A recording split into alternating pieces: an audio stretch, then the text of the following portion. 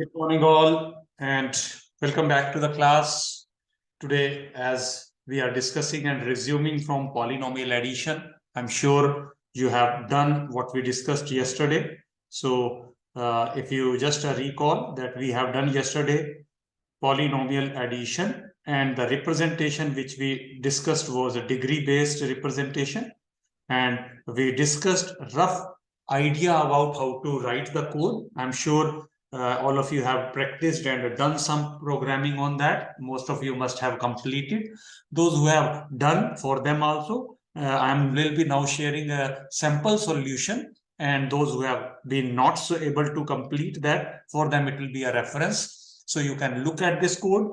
And how will you use the code? Again, remember that you should never target to copy paste from my slides or from my code. You should understand the logic and then close this video, close all these codes and write your own code or improve your own code by understanding the logic of this. So that should be always the rule of the unlearning this process. So here is the sample solution, which all of you can probably review whatever you have done. So first of all, we should read the polynomial 1. So I have read the degree 1 and the corresponding coefficients. Similarly, then I'll read the second polynomial in the similar manner. And now I start with what we discussed yesterday. If degree 1 is equal to degree 2, then we know my degree 3 will be degree 1, and I will be adding the corresponding terms. All terms have the index from 0 to up to degree 1 or degree 2, which are same. Hence, I can have poly 3i equal to poly 1i plus poly 2i. Other cases, else. Here, remember, else we will use to check that if degree is not equal and if degree 1 is greater, it means polynomial 1 has some extra terms which are uncommon. So those extra terms to be copied from poly 1 into poly 3. For simplicity, I have taken one variable k, and using a k, I will be able to have the poly 3 index used via k, poly 1 index via I, and poly 2 index via j throughout the program. So in this case, I say, okay, from k has to start with 0. That I have already initialized here all these, but even if you require, you can again write here k equal to 0. Nothing wrong to remember that this initialization is must. And then how many terms are to be copied? I should be able to define that. And these many terms are to be copied from poly 1i. I will be automatically incremented. Use for loop in the simplest manner. Don't try to put k++ also here. Let it be explicitly written. Nothing wrong. It reads, it adds to simplicity of the code. It adds to readability. And then remaining terms are to be added. But now here you have to be careful. You can't write here poly 3i equal to poly 1i plus poly 2i, because I could be in a different range. Poly 1 common terms are at a different index, but poly 2's terms are at index 0 to degree 2. So I take j as 0 because degree 2 was lesser. So all terms of poly 2 are common, but poly 1 had additional terms. So wherever previous I was left, from there onwards, resume from previous I. Wherever previous k was left, resume from previous k, and your j can be varying from 0 onwards. So this can be a while loop for this up to while I less than equal to degree 1. Or you can also write here alternatively that for loop for j, for j equal to 0 to degree 2. So that can be another way of doing this, one and the same thing, both way. If you use j loop, we know well defined that it has to go from 0 to degree 2. So that also can be one logic. Similar process to be done for the other case when degree 2 is greater. The same process, the only thing being now degree 1 based polynomial, that is polynomial 1 is a smaller. So while copying, I has to start with 0 and j and k could be resuming from the uncommon terms. How many uncommon terms are there? That also we identify and write there. Once done, then after this, my polynomial addition is ready, degree is ready. So I can always print those based on the degree 3. So this is a fairly simple example. Certain sample input cases also I have tried to define, where polynomial 1 is of degree 5, some values, polynomial 2 of degree 6, some values, and then polynomial 1 degree 6 higher degree, polynomial 2 or lower degree, both polynomials of the same degree, like this. So there can be some cases. So this was the fairly simple coding which you should have done probably. But then I say that ideally we should try to do the modular programming. So from modular programming viewpoint also we should understand how we should really do the code. So now resuming here, I say easy code I have already shown. Most of you must have done coding like that. But when I want to write a good quality program, along with the simplicity of readability, I can say modularity is also needed.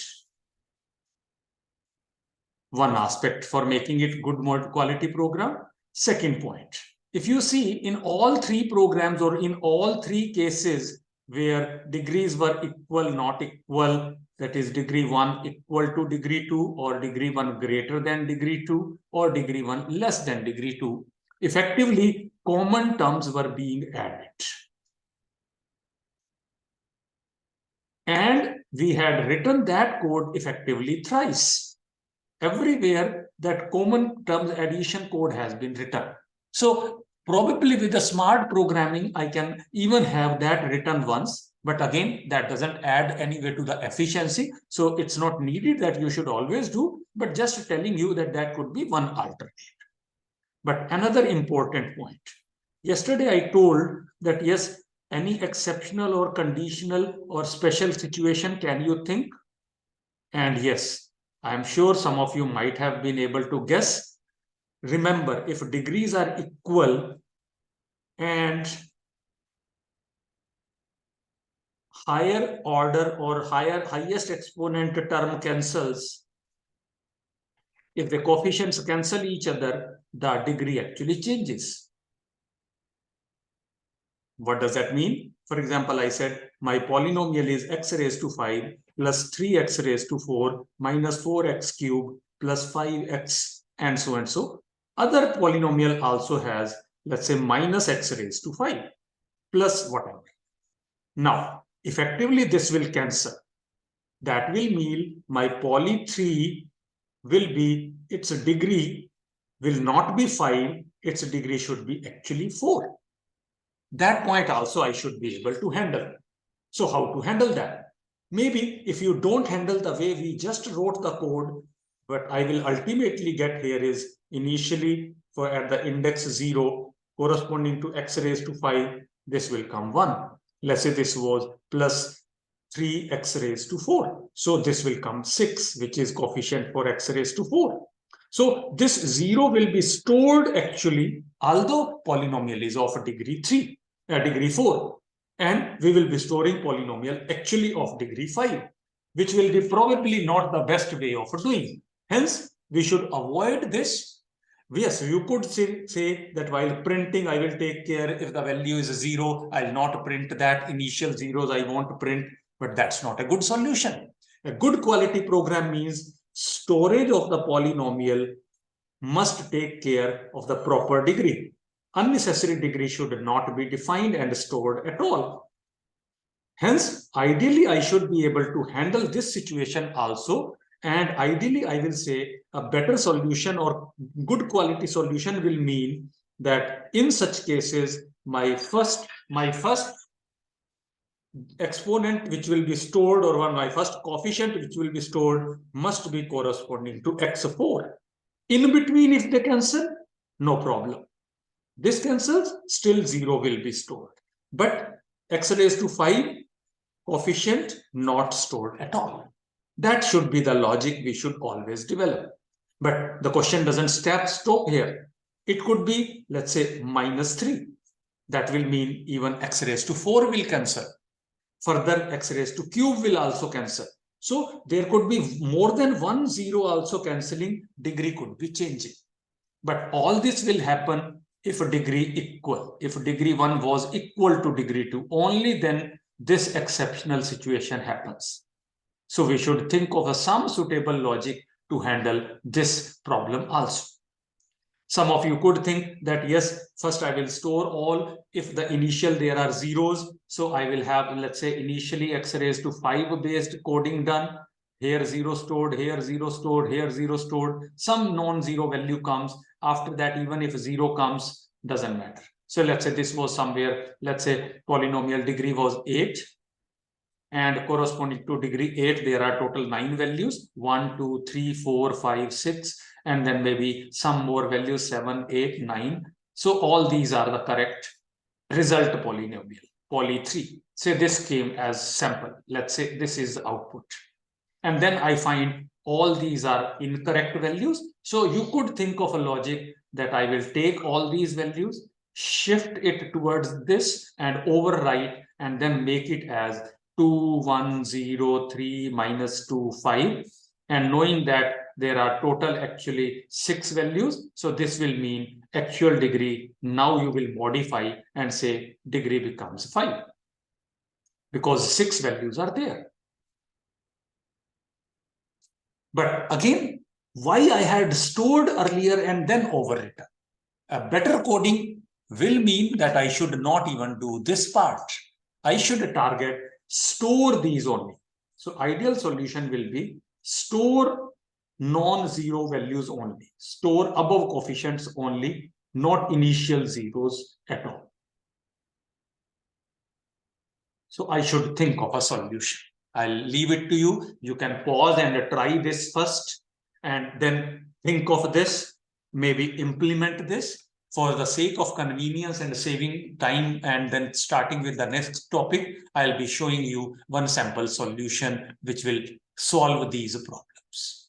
So I said the one change which I needed was needing a module. Second change which I thought was that for this equality addition logic, more or less, this is going to be in every case.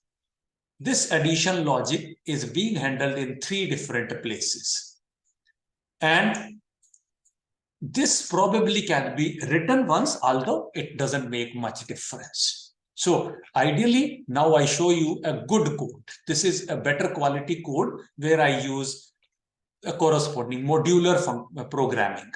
I say I will make an add poly module. Now, how to make a module? The module should have the reasonable parameters which are needed for its working, and it should return whatever output it generates. A module means normally my module will have all inputs supplied via parameters, output generated either by return type or by parameters also. And with array, parameter passing is very easy. So in this case, effectively, poly1 and poly2 are the input variables. Degree 1 and degree 2 are the input variables. Poly3 is the output variable. And degree 3 will be returned via int. So you can see here I have called degree 3 equal to this and then print it. So this should be a good module, and a good modular programming will mean pass all these in this way. So those who are not knowing the syntax of parameter passing for array, etc., or for functions, they should note down during variable or during function definition, writing the function body and header, you will write data type, variable name. If it is an array, this array is a must. You can also write the size.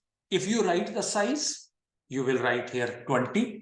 Because initial size is 20. You have to be careful that size must be exactly same what you have done in the main program itself or from where you called that parameter. So that will be also perfectly fine. And if it is not supplied during function, it can be okay. Writing the size here, it is compulsory. You cannot avoid this. Now, I say more or less the same code can be copy-paste here. All that code could have been simply put into the add poly and it could have become a function. Additionally, what I have done is the common terminologies are not added into this if case, not into this if case, and equality case I didn't write explicitly at the first time. So I wrote degree 1 greater, uncommon terms copied, degree 2 greater, uncommon terms copied, and then after that, equality case will also get handled here and common terms will also get handled here. So I can simply write poly 3k equal to poly 1 I plus j. If k or I or j have been used above, in any of the if or else if, from there they will resume. Otherwise, initially they were all 0. If degrees were equal, this if will be false, this else will be false. Directly we will come here. In other cases, after copying uncommon terms, we will reach here and copy. About the first case, I said if k equal to 0, if k is the first term being generated and poly 3 is coefficient is cancelling because of addition, then I will effectively go 1k back. So this can be one way. I am not going to explain more than this. I will say you should try. This is one way of doing that exceptional situation handling, but there can be many other ways also. So you should think of anything. And finally, degree to be returned. So k has been incremented 1 extra when I will come out of while loop, and I will have then k minus 1 returned. In this case, while loop was more suitable because I do not know which variable will start with 0. So I cannot say for I equal to 0 to degree 1 or j equal to 0 to degree 3 or k equal to 0. I don't know which variable is where. And we have to go up to the final degree 1, something like that. So I could write while I less than equal to degree 1, or it could be in any case, because the remaining terms will be now based on this. So wherever I was, if accordingly, this logic can be okay. But there is no need that you should write this explicitly outside. It is still okay if you write here if degree 1 equal to degree 2, addition. If this case also addition, this case also addition. The only thing is this is a special case handling. So this is the way modular programming should be done. And here I am calling the function by passing the parameters. While passing the parameter, only variable name is written, no int, no brackets, no scare brackets, no size, only variable name. Poly 3 gets generated, changes into the poly 3 will be visible, and then I can print poly 3. Degree 3 will be returned via this particular. Some input cases were already there. One special case can be given, and accordingly, I can think of having some cases where degree will initial highest exponent terms will cancel, and those cases also I can take. For example, this is the case where I have cancelled some initial terms, then my final degree should be 3 and my output should be 4 coefficients. Having said that, now I will stop this and let's go to the further discussions on our topic. I'm sure this code will help you in understanding, but time and again I repeat, don't try to just see this code and type. Make your own code.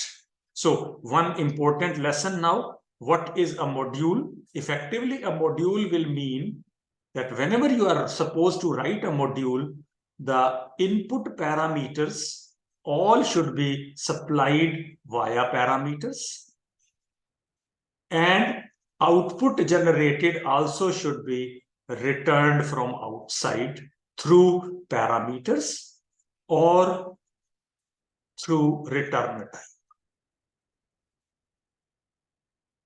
One or more parameters and of course return type. Why I am saying parameters also? Because the return type can be only one integer. If you want to return more than one integer value, like in this case, one full array was also to be returned. So then you will need parameters also. So this should be module means outside of the module, this will become the functionality to be implemented inside, and outer person need not know how this functionality is working. For a module, the interface will be available. Interface will mean the header of the function, which tells what inputs and outputs this function will generate. So for using this function, only header knowledge is sufficient. Nothing else is needed. And that is the basic purpose of doing modular programming. Like I can call add poly by passing some other polynomials also. Say initially instead of poly 1, poly 2, maybe I say I have polynomial 5. I have a polynomial 6. They are to be added to generate, let's say, polynomial 8. Their degree was available as a degree 5 and a degree 6. And I can also call it to return degree 8. So one call can be this one. call will mean there will be a space semicolon after this. When writing the function, there will be no semicolon. So another call could have been the way we wrote early, add poly, poly1, poly2, etc., etc. So I can call the same function again and again. Now you can say it is a reusable function, and I can call it for multiple times for different additions. Not only that, even if I have, let's say, generated two added polynomials, so I can say another addition add poly could be called where poly3, which has been already generated because of addition of poly1 and 2. Then I have also generated poly 8, which was another addition of poly 5 and 6. And these two can be used to generate, let's say, poly 9. And now degree 3 was also available, degree 8 was also available. So I can call third time to generate another polynomial. So I have added effectively 4 polynomials by 3 calls to the 4 polynomials added by 3 calls to this function. The function name was add poly, and I have used it multiple times. And this code has no dependency of any variables. Parameters helped me in making this independence. If poly 3 is passed as a parameter, for internal logic, it automatically becomes a poly 1. If a poly 8 is passed as a parameter, second parameter, for code internal working logic, this automatically becomes a poly 2, and output generated automatically poly 9 will get the result, well, although inside the code we have written poly 3. So all that is what it means by the programming in this particular way. So this is precisely what is the purpose of modular programming. So those all things help. One thing more to remember, when you are writing function header, so this we mean by the function header or function initial first line, add poly. Here you have to write int poly1, or even you could write only any other name, poly a. Doesn't matter that you have to write always poly1. Internal code could be based on poly a or poly1. For the time being, I used poly1, etc., etc. And then you will be writing function body. Remember, there is no semicolon here. But when you call a function inside the main, when you call a function, the call will be something like this. Add poly, poly1, poly2, etc., and a semicolon.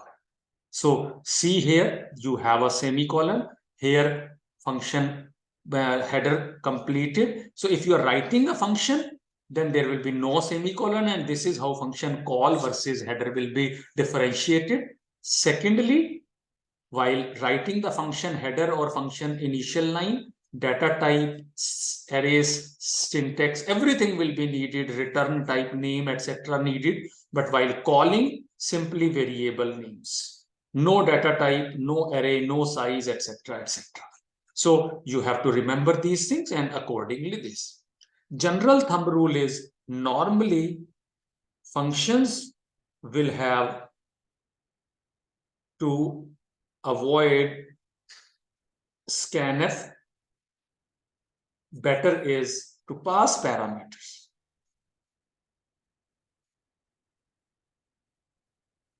So you should pass input through parameter. That makes the independence possible. Any parameter can be passed. You are not dependent on scanf only. Say result like in this case, poly 3. I'm not supposed to read poly 3. Poly 3 has been already generated through some other means. That also can be used. Had I written inside the code to read that poly, I am not able to send another poly which is not being read. So it will be always avoid inputs taking inside the function. Similarly, output to be returned in general from function than printing.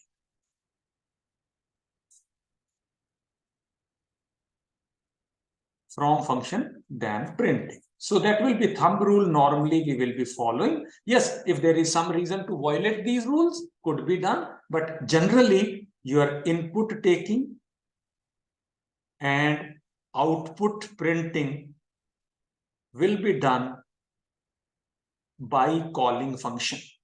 The function within by the calling function oblique main. If main is calling, then effectively you should read and display output, etc. in main. Main is also a function. Some other function might be using this function. There also you can do the similar work. So my function is effectively independent and reusable to a good extent. Independent from other parts of the code, other parts of the function, and just parameters can handle everything. This is the purpose of making modular programming. Having said that, now let's resume and continue with the further discussions for today's topic. So degree-based storage we have done, but I say degree-based storage is not the best storage always. And if storage changes, accordingly operation will also change. So degree-based storage could not be the best solution. Why?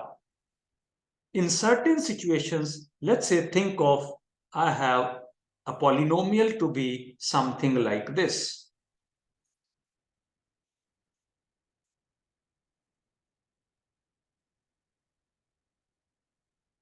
Say I have a polynomial like this.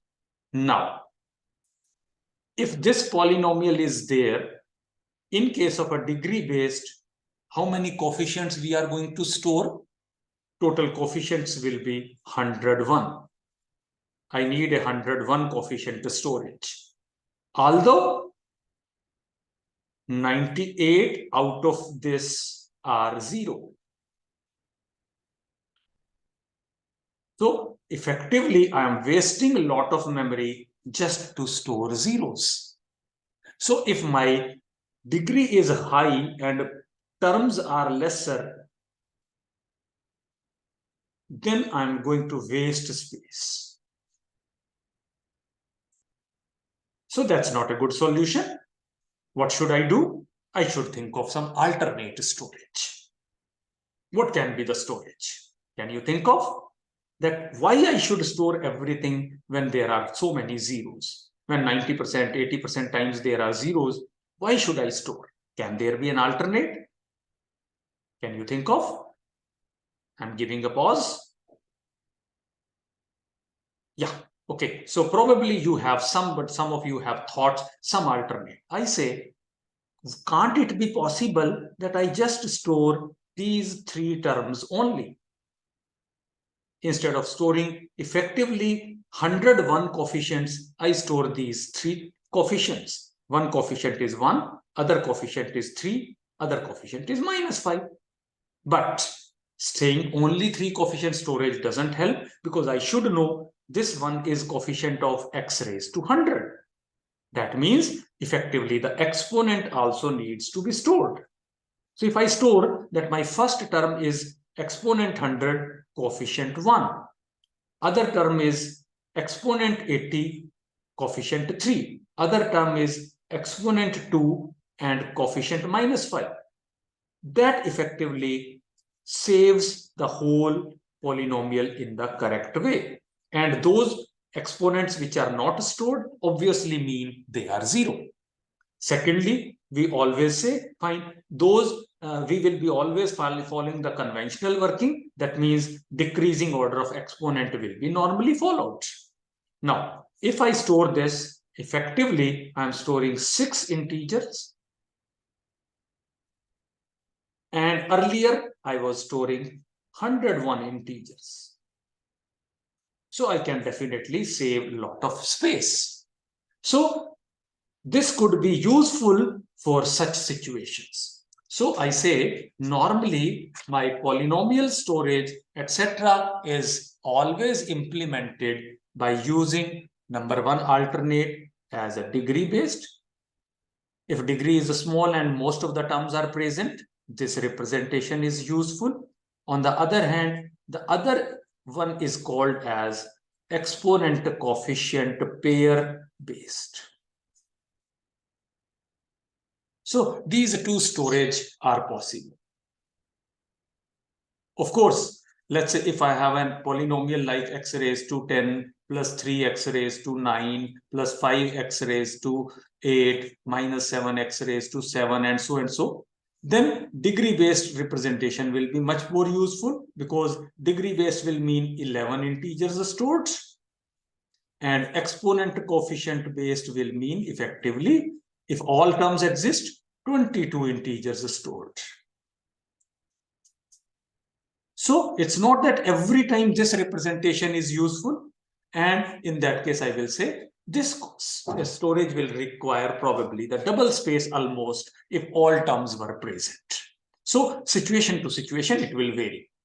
Now, having said that, if I know that, let's talk of exponent coefficient based storage. So now effectively what I require is, for each term of the polynomial, we will store exponent and coefficient as a pair. That tells how my storage should be. I'm sure based on this, some of you can now think of deciding the suitable array or whatever needed, how to implement this.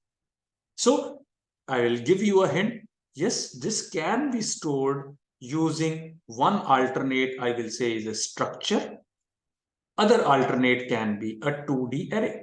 So next class, I will tell more about how to use a 2D array for the same situation. But today I will tell how to use structure for this situation.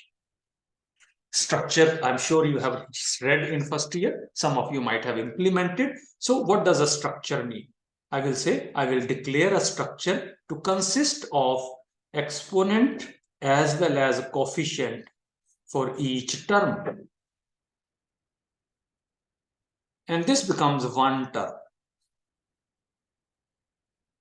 One term means if I want to store, let's say, 3x raised to 80, that will be equivalently stored as saying 80 and 3. This is what is going to be the structure. So I have to implement this. I'm sure you know how to declare a structure and use that, but not only one structure needed. I have many terms in my polynomial. So effectively, I need many such pairs. Many pairs effectively mean I need array of terms. That indirectly mean I need array of structures. Why need I array of structures? For example, I said my polynomial was x raised to 100 plus 3x raised to 80 minus 5x square. Then what I need is store 101 as one pair, 80 and 3 as another pair, 2 and minus 5 as another pair. And accordingly, they will be at different indexes. So this becomes, each of them have one field as exponent, other field as a coefficient. Indirectly, if you see carefully, the same could be the basis of going towards a 2D array in the similar way. But for the time being, I will use it in this form. So how many terms are there? That also I need to store. So for that, normally the variable n or count can be, or number of terms variable can be taken. So variable name can be n or number of terms or term count, meaningful name, anything, but n is always acceptable as size of your array, size of your elements list, size of your total input variable size array, etc. So n is a conventional programming, meaning that it shows size of the total list, etc. So even if you use n variable name, it is acceptable in such situations. So for polynomial 1, what I need? Number 1, number of terms, and 1, let's say 3. And then I need poly1 as an array of structures to store the corresponding exponent as well as coefficients. How that will be done? I should know the syntax also. So those who have never done programming for the structures, I'll help them to define the structure. Type def struct and some structure name. Say I say polyterm. Now this type def will help me in making polyterm as a new data type, and later you can use it just like as int, char, float, etc. Here I can write int exponent and int coefficient. If you write semicolon, then you have to write int coefficient word again, is one line or other line. Alternatively, you can also write simply int exponent comma coefficient.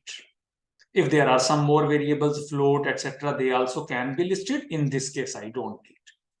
If you are using type def, then writing here word polyterm will also be compulsory. And from here onwards, polyterm is equivalent to one data type. And you can declare any variable of type polyterm also. If you don't write a type def word, every time you have to write struct polyterm.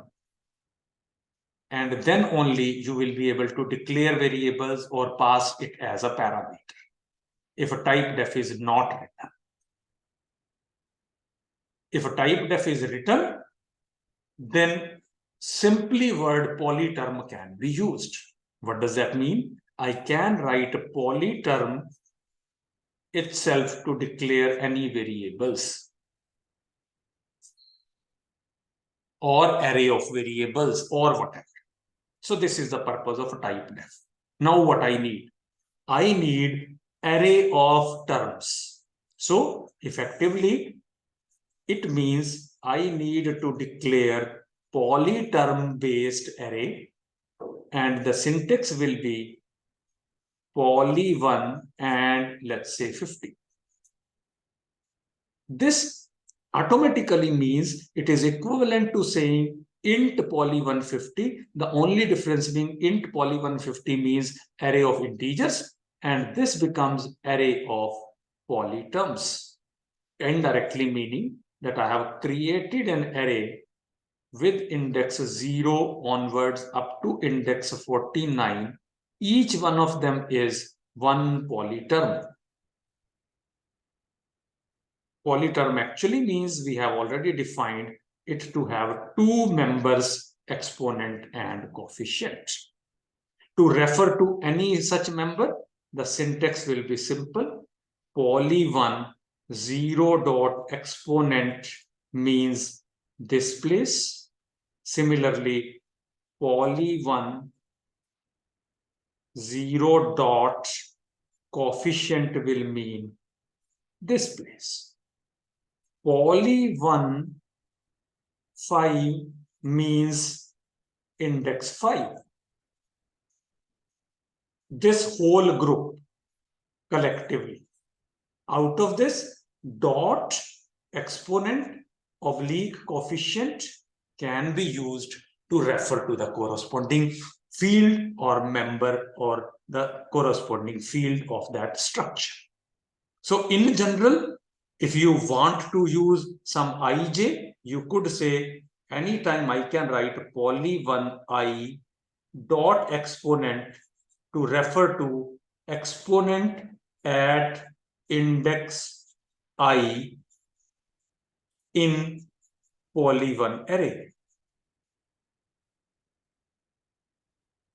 Having said that, I think this is sufficient to do structure usage and array of a structure usage. Those who are still not able to understand this, they should open some C programming book and revise structures from there. Now, going further, let's start to do programming for this. So I start my programming starting from main. What will be my purpose? Of course, read first polynomial. Then read second polynomial.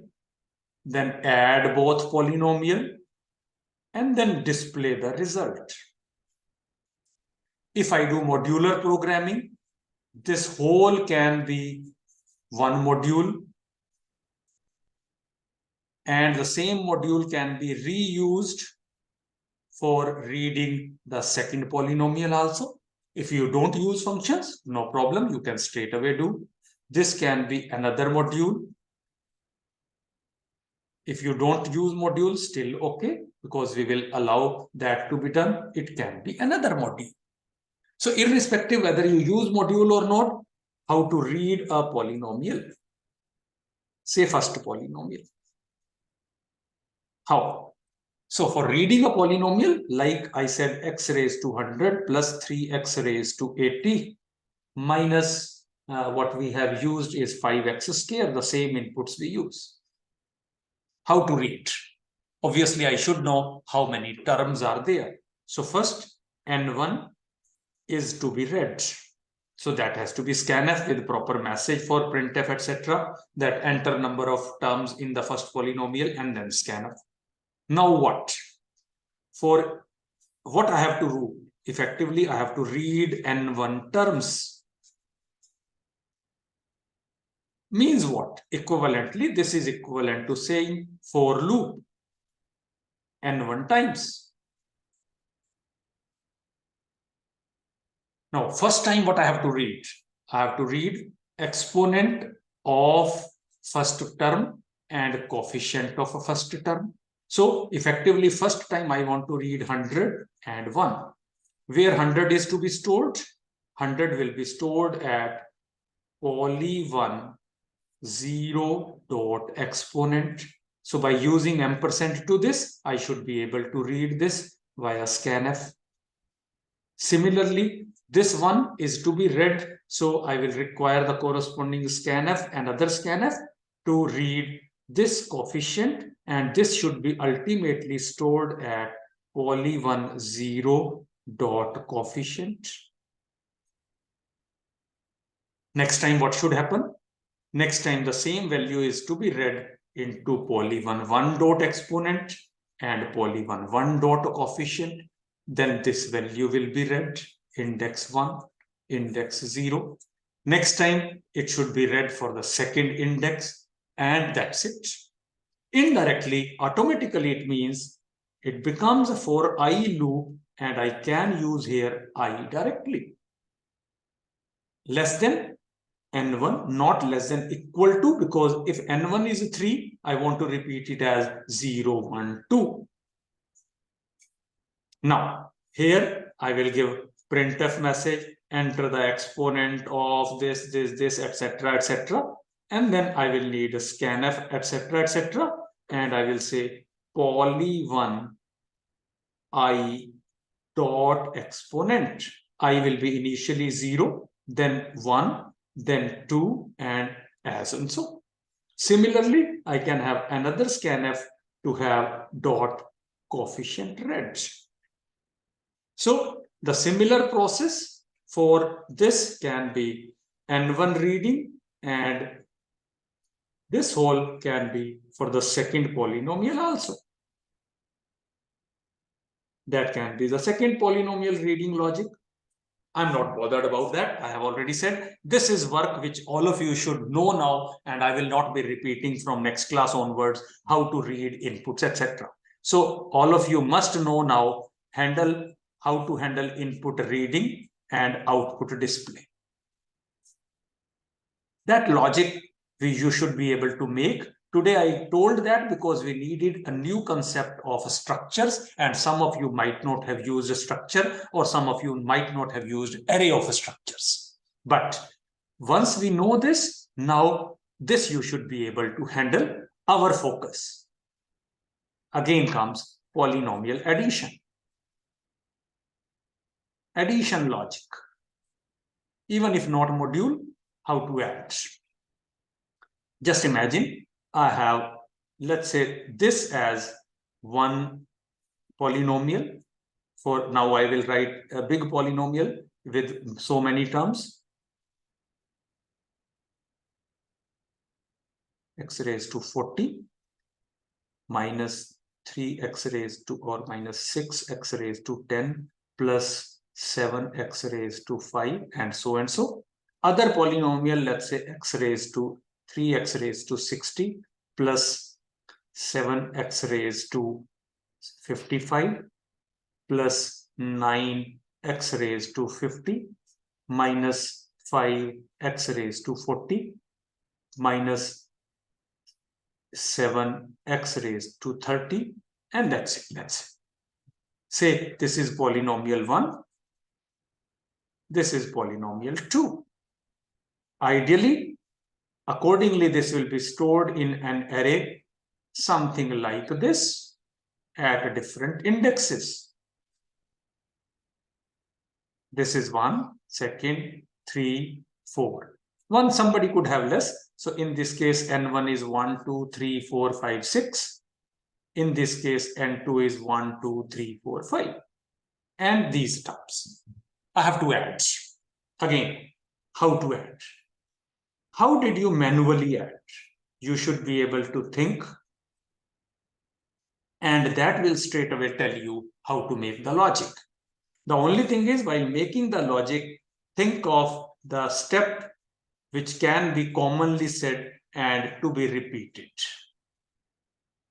Once you are able to think in that terminology, the logic will be ready and you will be able to code.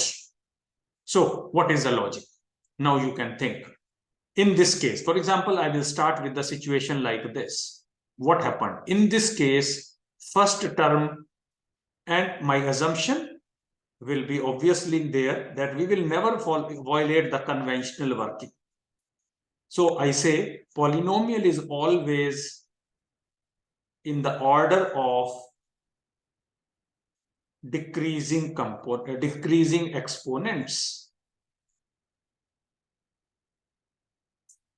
So it's a guarantee that this is the order. So I will say effectively how my addition will take place. I can guaranteedly say that I compared these and found that this is 60 versus 100 immediately means exponent 100 based term can't exist in poly 2 at all because first polynomial exponent is 60. So it's a conclusion that in poly 2 it will never happen because first term of exponent 2 or first term of poly 2 has exponent as 60. Then why should I bother? So I can say this term effectively should be copied into poly 3 as it is.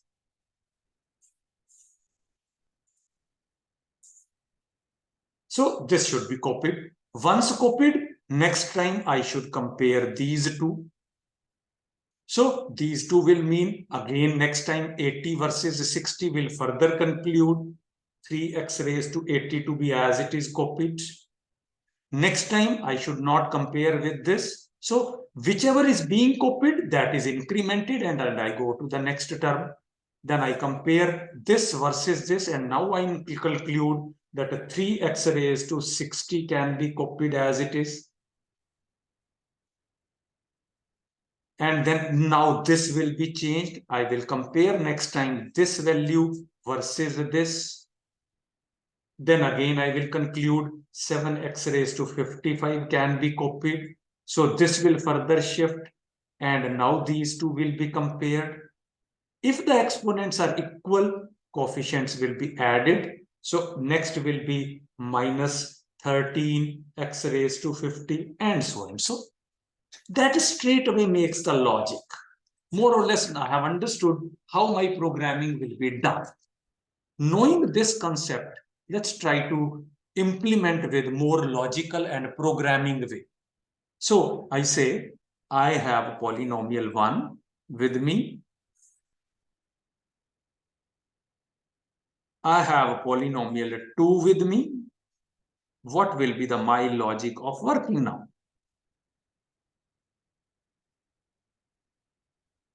And obviously, I will be generating poly 3.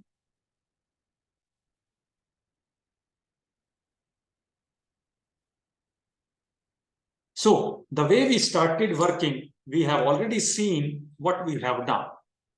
I'll write this side some code. First time what happened? My first polynomial term was copied. On what basis? I was able to say that if poly1 something dot exponent was greater than poly2's exponent. If this was the case, I said effectively poly1's term to be copied as it is into poly3, where we have to decide where this I should take. It could be 0 first time, but it will not be always 0. Similarly, it could be 0 and both could be non-equal also. It's not necessary that both will be pointing to the same. We have already seen. So generally, I'll say, let's take this as I, let's take this as j, and copying also, let's take k. Initially, I, j, k could be 0. And that is the starting point. So my I is here, my j is here, and k could be here. So whichever is first compared, initially I and j based comparison will happen. First time both are 0. If a poly1 is exponent is greater, guaranteedly poly1's term number I effectively copied into the k. And if it has been copied, next time I has to shift. I shifts to this place. It means I should do, after this copying, within if itself, I plus plus and k plus plus also. Because next time k should also be, so this term x raised to 100 got copied here. So my k comes here, I comes here, j remains here. Else, if this was not the case, what could be the other case? I could have poly1i dot exponent to be less than j's exponent, poly2 j dot exponent. If it is less, the same thing to be done. Effectively, poly2 j term to be copied, where to be copied into poly3 k. And if I am copying, that will mean j plus plus and k plus plus. Else, third case, automatically means exponent being equal. Exponent equal means both have to be added. Effectively, it will mean poly3k dot coefficient will be equal to addition of poly1's I dot coefficient plus poly2's j dot coefficient.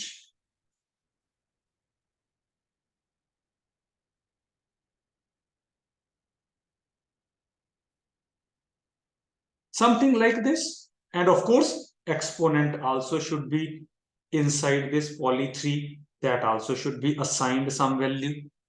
And once done, I need more than one statement, so braces. So that's the advantage of indentation. Just see, automatically I remember that I am writing more than one statement, I need braces. And now in this case, because i's term is also used, poly1 is also used, so I plus plus. Poly2's term has also been consumed, j plus plus. Poly3 has also stored one value, k plus plus. More or less, this becomes the primary logic and to be repeated. So repeat, and I need a loop. So that next time it is the same process is carried over with the next I, next j, next jk. How long? Now, how long I should do? Can I decide using for loop for I is equal to 0 to n1 minus 1 or 0 less than n1? No, because there is no guarantee that I will be always incremented and this will be always used. Similarly, this or j less than n2, that also cannot be. For k also, I do not know whether my final result will have only n1 terms, whether it will have n2 terms, whether it will have n1 plus n2 terms. We don't know. Maximum terms could be n1 plus n2. And minimum terms could be 0 also, or it could be n1 or n2, even if I don't talk of special conditions. So I have to decide loop how many times. So here now I have to think. If I'm able to compare, only then looping is needed. If only one polynomial's terms are remaining. For example, in the previous case, after having in the second polynomial minus 7x raised to 30, once I have gone beyond that, if the term here, let's say minus some x raised to 30 existed, and this is over, then all remaining terms of poly 1 are not to be compared at all. Similarly, it could be reverse, that this side there were no terms available, then remaining terms from this to be copied as it is. So we have to effectively compare the exponents as long as both polynomials are non-empty, are not empty in the sense via I and j.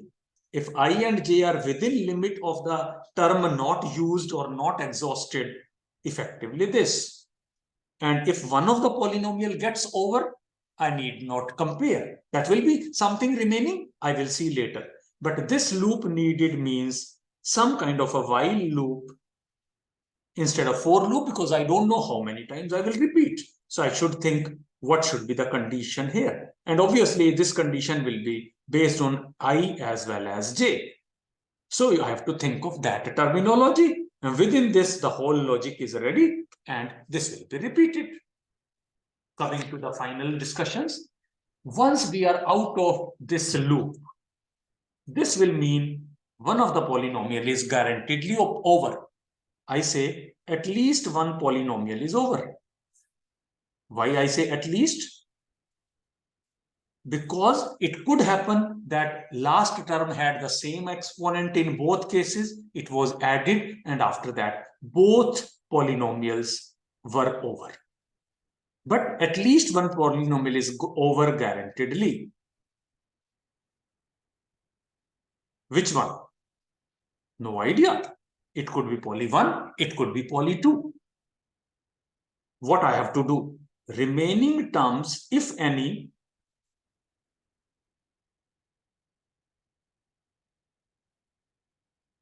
of the unfinished polynomial to be copied into poly 3, if any. And there could be many terms remaining.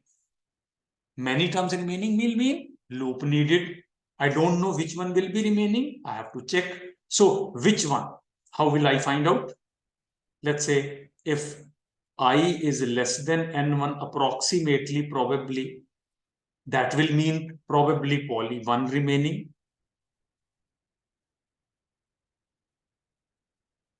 And that will mean effectively copy all remaining terms. All remaining terms copying effectively again means a loop. And how many terms are remaining? Probably I might not be aware. So for readability point, while loop can be the simplest. I, wherever it is remaining, from there onwards resume, go up to the last available value and copy that into poly 3. Where copy into poly 3? You already know the k-based value. because k has told up to what it was copied, and there is no guarantee whether k will be equal to I, k will be equal to j, because in between some terms could have been added, some terms could have been not added, some terms could have been simply copied. So you never know. All generic. Similarly, there could be else. If it is not, it guaranteedly means second could be remaining, but both might have ended also. So similarly, j based I can check and then accordingly do. And if both have exhausted, nothing to be copied. So based on that, I should be able to generate. Finally, one thing will be remaining, that I should also generate n3, because n1 tells number of terms in polynomial 1, n2 tells number of terms in polynomial 2. Then similarly, I should know number of terms in polynomial 3. So that while printing in the main or anywhere, if I'm using modular, n3 is available. So it will be definitely in terms of a k. You have to know that whatever k is incremented, etc., etc., k is being used with poly 3. So k can tell what is n3. Having said that, now I will be winding up. So homework for you: implement polynomial addition using exponent-based representation.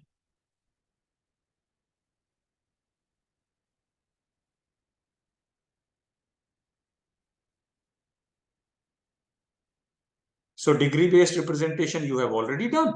And now I will say exponent coefficient-based representation also you should be able to do. I have given sufficient hints.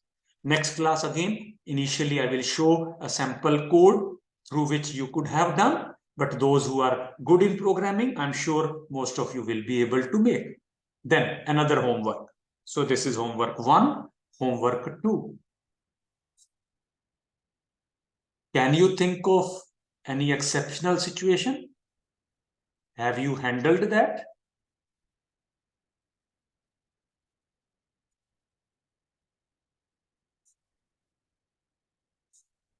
Any special or exceptional situation, condition, which you need to give special attention in this whole logic? Again, hint could be you are already familiar with the similar problem in degree based. Here also, can we have something similar or a similar situation which needs to be handled in a special way? Think of that, and then if you are able to find that, how to do coding to handle that. First, even if you are not able to do this, there is no compulsion to think in this direction. First attempt should be complete homework 1, even if special situation doesn't get handled. Then think of a special situation, if any. But during homework 1 or during first implementation, even if you are able to think of that, you are doing reasonably good programming. 70-80% times your code is going to work well. So with this, I will wind up, give you time to implement this, and next class, I will discuss with you this itself as a solution, and then some more additional discussions related to these two problems itself. So bye-bye, all the best to all of you, and start programming, do it, don't delay. Every time before you see my next video, you must have done and attempted of your own some coding. And then my showing of the video or showing of the code will be useful to you. Bye-bye, all the best.